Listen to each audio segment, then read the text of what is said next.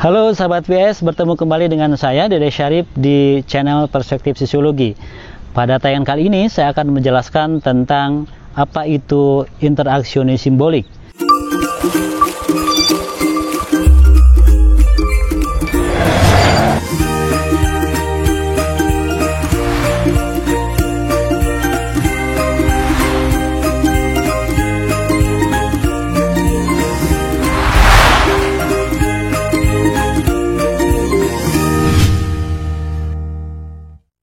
Saya menjelaskan ini karena di dalam segmen tentang teori sosiologi modern, pembahasan tentang teori-teori sosiologi itu dikelompokkan berdasarkan pada mazhab atau school of thought atau cara berpikir, sehingga pembahasannya dimulai dengan kesamaan pemikiran, lalu kemudian akan ada pembahasan pada tokoh-tokohnya.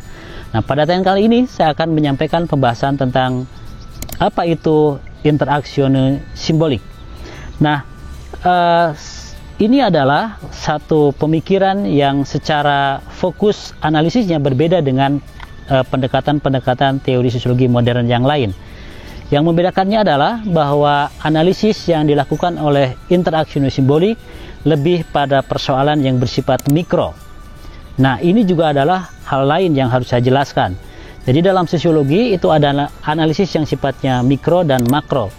Yang mikro itu adalah analisis yang mengkaji pada persoalan-persoalan sosial yang sifatnya individu per individu. Misalnya interaksi antara seorang individu dengan individu yang lain. Sementara analisis yang bersifat makro itu melihat atau menganalisis persoalan yang bersifat besar. Misalnya struktur sosial, sistem sosial, dan lain-lain.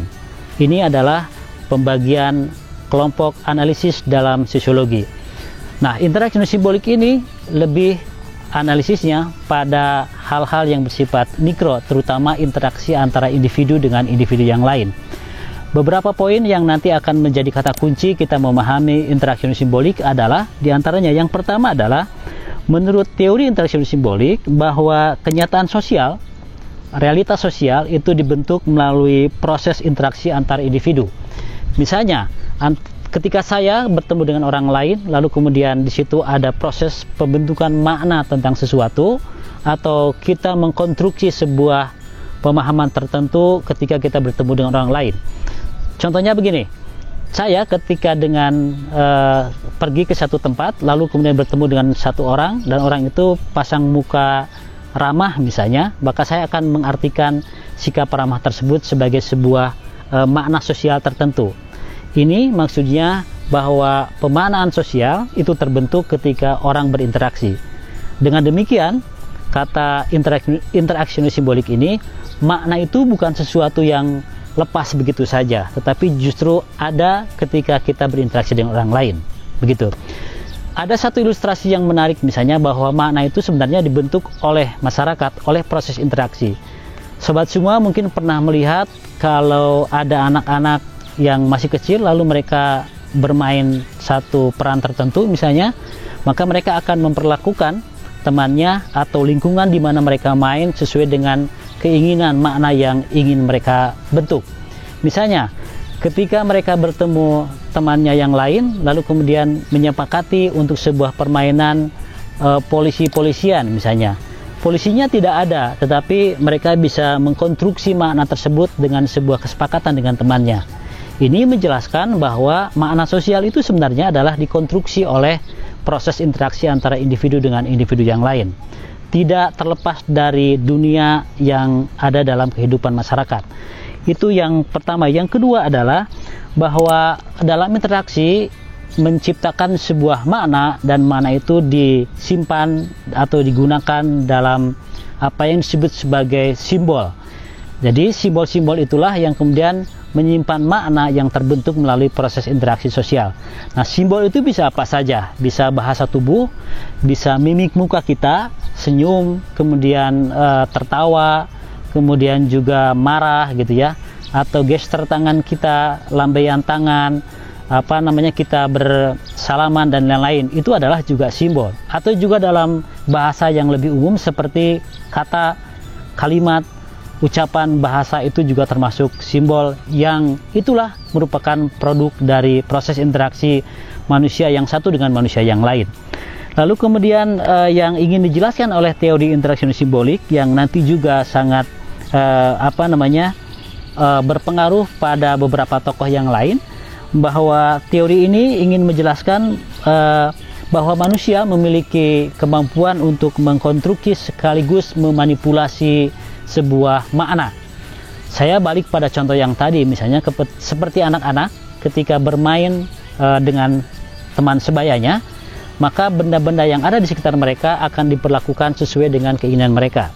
Misalnya bisa jadi buku yang saya pegang ini akan disepakati oleh anak-anak ketika bermain, kita anggap itu sebagai bangunan A misalnya. Ini adalah kantor. Itu bisa terjadi seperti itu.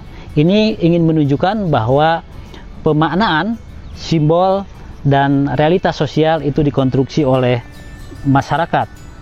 Tetapi juga ada kesempatan, ada peluang bagi masyarakat untuk memanipulasi makna tertentu.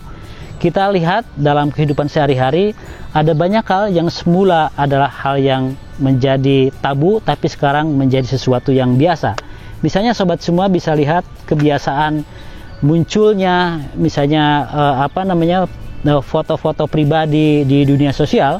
Semula itu adalah sesuatu yang tabu, tidak tidak pantas untuk dipublikasikan ke banyak orang. Tetapi dengan adanya media sosial yang memfasilitasi, lalu kemudian berubah pemaknaan bahwa kita bisa saja men-share, membagikan pengalaman pribadi kita ke dunia sosial. Itu adalah perubahan makna yang ada dan terjadi karena proses manipulasi oleh masyarakat. Lalu yang selanjutnya yang ingin disampaikan oleh teori interaksi simbolik adalah bahwa ada dua kenyataan sosial, ada dua kenyataan dalam kehidupan manusia. Yang pertama ada kenyataan fisik yang berbentuk pada benda-benda seperti yang sobat semua perhatikan di lingkungan saya, dan itu juga berpengaruh pada manusia. Tetapi juga ada kenyataan yang lain yang disebut dengan kenyataan sosial. Nah, kenyataan sosial itu adalah kenyataan yang dikonstruksi, dibangun oleh masyarakat. Seperti misalnya nilai, norma, regulasi, itu adalah kenyataan sosial.